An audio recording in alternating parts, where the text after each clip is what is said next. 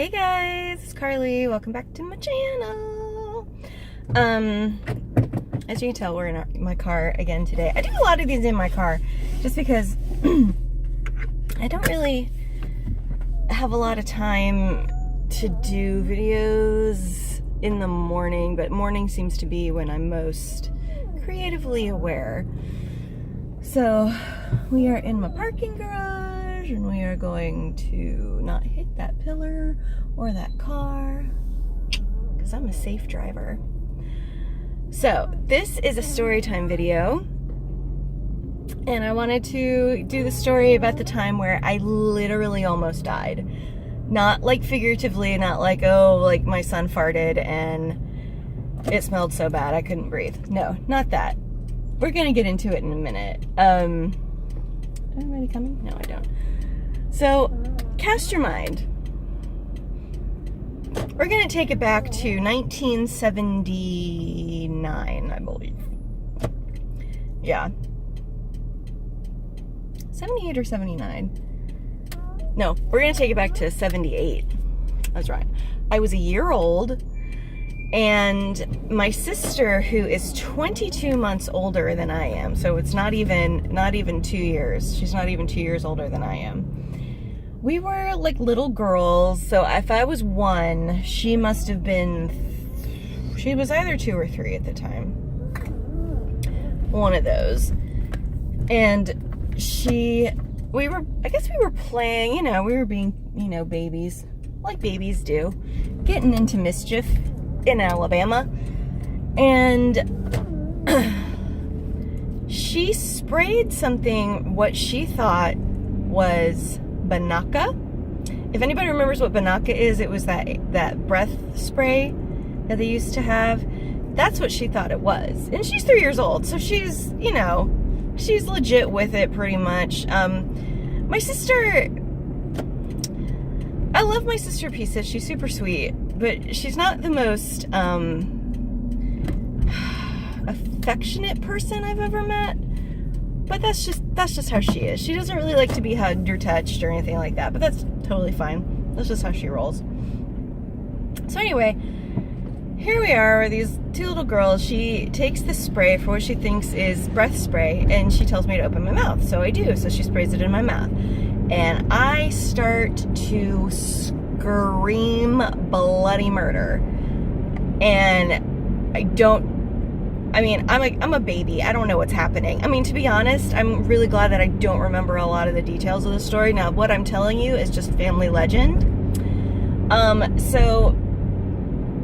So she throws what she thinks is the Binaca spray in the closet, so nobody knows what has happened. My sister is not saying a word. She's like, if I can't tell you, then I'm not gonna. So she's not saying a word. My other sister, I'm not really sure where my other sister was at this point in time. I know she must have been in the house, but my mom is like, so at this point in my mom's life, she's 28. She's 27 or 28, and she's like not even 30. She's got these 3 little girls that she's got to deal with, and now her youngest is screaming bloody murder, and my mom does not know what to do because my sister isn't saying anything, and this air freshener is getting on my ever-loving nerves, so we're just gonna take that down. So she doesn't know what's happening. So my mom is like, oh my God, my mom just knows that when she's picking me up, when she's around me, she can't breathe. And so we have no idea what my sister sprayed in my face and my mouth. We have no idea. All she knows is that her baby is crying and she's very sick and she's in a lot of pain. I mean, we are like a lot of pain, kind of illness. So she takes me to the emergency room.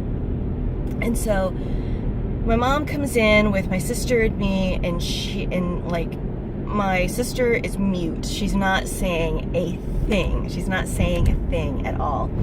And so my mom takes me to the ER. I'm screaming. So they take her back immediately because they're like, this baby is screaming. We don't know what's wrong. All they know is that I'm like super red. I'm like super red in the face. It's very obvious that I've had some sort of chemical sprayed on me and in my mouth. So, but they're asking my mommy, they're just going, what happened? She's like, I don't know. And this is like one of those moments where it's like every parent's nightmare. Like, you literally, I say literally a lot, but this is true. It's like you literally turn your back for 1 second. I honestly think in my mom's case, she must have like turned around to like maybe grab the laundry, or she turned around to like maybe just even have like 2 seconds to take a leak. Like, seriously, it's like one of those things where, case in point, I'm not even gonna lie, when my son was, I want to say he was 7 or 8 years old, we were living in a house at the time that only had one bathroom, and it was upstairs, so you had to like run upstairs to like use the bathroom. And that's what had happened. I said, hey, can I trust you down here for like 2 seconds? I just need to go upstairs, use the bathroom, I'll be right down. He's like, yeah, sure. He's like, yeah. So he was watching his television program, and you know, he was being pretty chill that day. So I ran upstairs and I clocked it. I was upstairs for 1 minute. So I went to the bathroom, I washed my hands, I ran back downstairs. And in that 1 minute, my son had gotten into the refrigerator, gotten all the eggs, and smashed them all over the floor. 1 minute. In 1 minute. Kids are sneaky. So back to the ER. So we're in the ER, like, it's clear that I have some sort of chemical burn going on. My mom is crying because, like, she can't be around, like, nobody can be around me long enough to, like, do an intake because they can't figure out what's wrong. To this day, wherever this man is, whether you on earth or in heaven, I thank you for what you did. It was an orderly. An orderly was walking down the hallway, and he said, I smell mace. Mace! M-A-C-E. My sister maced me in my mouth at 1 year. 1 year old. I'm a year old. And she thought what was Binaca, it was actually mace. So finally they figure out, oh, this girl has been maced. This baby girl has been maced by her sister. And it was like one of those bad seed moments where my mom seriously thought, oh my God, my daughter tried to kill my other daughter. But no. Here's what happened. So, to be fair, my sister was 3 years old when this happened. She didn't know because she's a child. Number two, my dad was not the most responsible human being when it came to actually locking up all of his like warfare paraphernalia. So the mace was left out. So my sister, you know, being a baby herself thought, oh, this is the breath spray, because apparently she must have seen my dad do it, because my dad was a horrible coffee drinker, smoked like a chimney. So she probably saw my dad like spray stuff in his mouth. So she probably thought that was, you know, Binaca breath spray. And she was like, oh, open your mouth, it's breath spray. Well, this is what happened. My sweet sister, when I started screaming, she took the mace and she threw it in the closet so that nobody would know. It wasn't until like, I honestly think it was like 2 weeks later that they actually found it. So they found it in the closet. And of course my sister is completely tight-lipped about this. She's not saying a thing. So here's what happened next. So I'm in the hospital for, I believe, almost a month. But it might have only been like 3 weeks. So it was like I feel like it might have been 3 weeks. But during that time, I'm getting treated for these chemical burns. I develop a staph infection in my brain. So I have this really awful staph infection. It's in my brain. My brain is like not the cerebellum. The brain matter. Of course, this is why I blame this on my sister to this day. This is why I have such issues with words. No, it's the it's the fluid. It was the fluid around my brain. I was getting fluid around my brain, and it was causing swelling in my head. So they were like, yeah, she'll definitely survive, but they were giving her a 50-50 chance of whether she'll have permanent brain damage or not. So I beat those odds. 50-50 chance. 50-50 chance of having permanent brain damage. So, and I don't even know if this ties into it. It is really hot in here. I'm going to turn the air on. don't even know if this ties into it, but I don't know if it's, but okay, so here's the thing. I think, I mean, I have a learning disability. I'm very candid about that. I have a visual motor deficit, so I have difficulties reading, writing, and doing math. My biggest one is in math. So basically I have all your main learning disabilities. I have dyslexia, dysgraphia, and dyscalculia. Ooh, that sun is bright in the background. Can you guys see that? Probably not. That's really orange. And so because of that, we don't know if it's hereditary, but it's very frustrating because I'm like the only person in the family that I don't know if I'm the only person in the family that has it. I will say this, I'm the only person within my family that has been actually diagnosed with it. So there's that.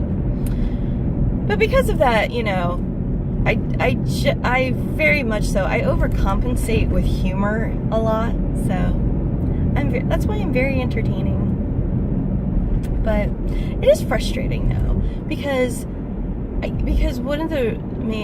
it's very hard for me to, I can't read music, which sucks because I always have it in my head, and it's like stuff that I would love to get out of my head and like write down, but I don't know what it is, and I can't read music, so I can't write it down.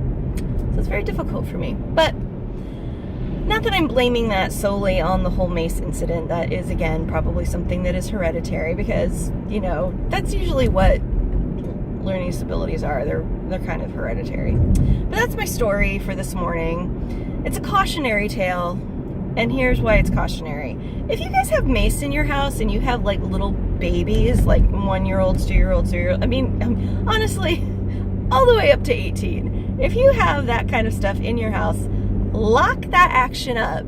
Put it in a lockbox. Put it where the kids can't get into it. That's all I'm saying. That's just good parenting. Don't leave it out for your 3-year-old to get off the table just because you are paranoid. So that's it. Just wanted to put that out there. But I hope you enjoyed my story time.